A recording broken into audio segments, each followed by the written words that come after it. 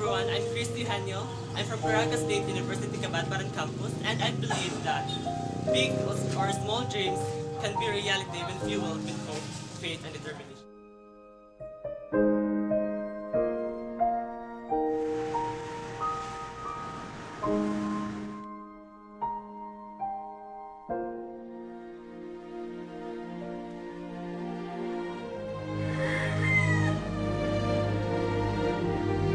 Hi, I'm Christy Hanyo, 17 years old from Caraga State University Cabadbaran campus. Kung struggle ang hisgutan, siguro kung taga-trade ka, murag mga projects din siya. 5 years from now, siguro makita na akong kaugalingon nga mga apply og trabaho sa isa ka kumpanya as chemical engineering.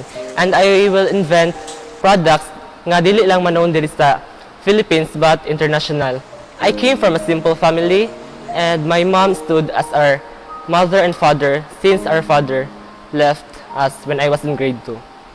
Kung outstanding ka, murag ma-inspire bitaw ang uban mo-inspire ang uban sa imuha.